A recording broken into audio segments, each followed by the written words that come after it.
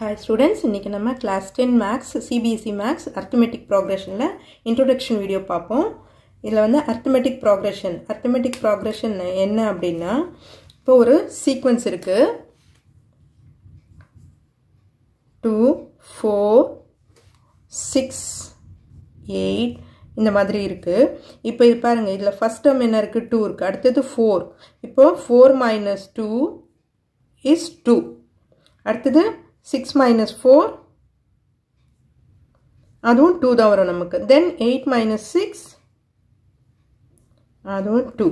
so இந்த difference வந்து சேமா இருந்தது அப்படின்னா இந்த சீக்வென்ஸ்ல அடுத்தடுத்து வர consecutive terms மைனஸ் பண்ணும்போது வர difference சேமா இருந்தது அப்படின்னா it is in AP arithmetic progression. அந்த சீக்வென்ஸோட பேர் வந்து arithmetic progressionல இருக்கு அப்படின்றத சொல்லுவோம் நம்ம. so common difference சேமா இருக்கணும்.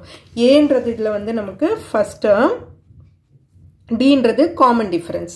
so general form எப்படி இருக்கும் அப்படின்னா A plus D, A plus 2D, A plus 3D, it goes on up to A plus n minus 1 into D. n terms வரைக்கும் கேட்டாங்கன்னா A plus n minus 1 into D.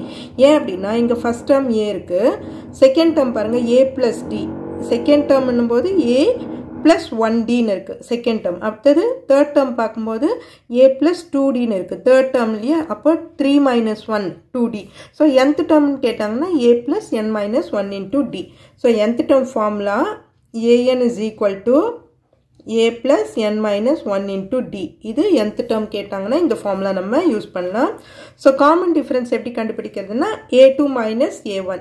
இப்போ A1 A2 A3 இருக்கு இல்லையா, AP இருக்குன்னா A1 A2 A3 up to AN வரைக்கும் இருக்கும் இருக்குன்னா இப்போ common difference கண்டுபிடிக்கணும்னா A2 minus A1, அதே மாதிரி A3 minus A2 சேமா தான் இருக்கும் common difference. இப்போ அடுத்தது பாருங்க, when 3 consecutive terms are in AP ன்னு கொடுத்துட்டு numbers நம்மள find out பண்ண சொன்னாங்கன்னா find the numbers terms கண்டுபிடிக்க சொன்னாங்கன்னா நம்ம வந்து terms எப்படி எடுக்கணும்னா A minus D A plus D ன்னு எடுக்கணும். ஏன்னா அப்போ sum of terms and product of terms எல்லாம் படிப்போம் நம்ம. ஸோ படிக்கும்போது இதை ஆட் பண்ணும்போது இந்த D கேன்சல் ஆயிடுச்சுன்னா 3A கிடைக்கும். அதுலேருந்து ஒரு term கண்டுபிடிச்சிட்டு அகைன் நம்ம D வேல்யூ கண்டுபிடிக்கலாம். அகைன் அதே மாதிரி 4 consecutive termsன்னு கொடுத்துட்டு terms கண்டுபிடிக்க சொன்னாங்கன்னா terms வந்து இந்த மாதிரி எடுத்துக்கோங்க A minus 3D, A minus D, A plus D, A plus 3D. So அப்போ உங்களுக்கு வந்து D கேன்சல் ஆகிட்டு A கிடைக்கும் நமக்கு. அடுத்தது இப்போ sum to n terms கண்டுபிடிக்கணும்னா Sn is equal to n by 2 into 2A plus n minus 1 into D. இது sum to n terms. அதே மாதிரி இன்னொரு ஃபார்முலாவும் இருக்கு sum to n termsக்கு n by 2 A plus L. இது எப்போ யூஸ் பண்ணலாம், இது ரெண்டுமே sum to n terms தான்.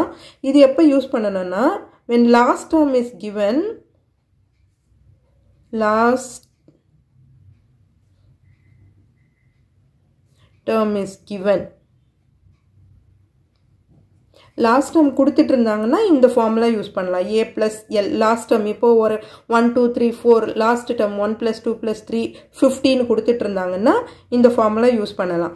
பட் இங்க 50 டேர்ம்ஸ் இருக்கு அப்படின்ற மாதிரி கொடுத்துருந்தாங்கன்னா லாஸ்ட் டேர்ம் என்னன்றது தெரியாது இல்லையா, ஸோ அந்த மாதிரி இருக்கும்போது இந்த ஃபார்முலா யூஸ் பண்ணலாம். ஸோ அதுக்கு அடுத்து இது ஒரு important formula, when Sn is given find An. Sn கொடுத்துட்டு An கண்டுபிடிக்க சொன்னாங்கன்னா இந்த ஃபார்முலா நம்ம யூஸ் பண்ணலாம். An is equal to Sn minus Sn minus 1. இந்த ஃபார்முலா யூஸ் பண்ணலாம், இதுவும் இம்பார்ட்டன்ட் ஃபார்முலா. அடுத்தது sum of n natural numbers, Sn is equal to n into n plus 1 by 2. இதுவும் ஃபார்முலா. இது இன்ட்ரோடக்ஷன் வீடியோ. இதுக்கப்புறம் நம்ம எக்ஸசைஸ் சம்ஸ் பார்க்கலாம். Okay students, இந்த வீடியோ உங்களுக்கு யூஸ்ஃபுல்லாக இருந்ததுன்னா சப்ஸ்கிரைப் பண்ணுங்கள், மறக்காமல் உங்கள் ஃப்ரெண்ட்ஸ் கிட்டயும் ஷேர் பண்ணுங்கள் ஸ்டூடெண்ட்ஸ். தேங்க்யூ.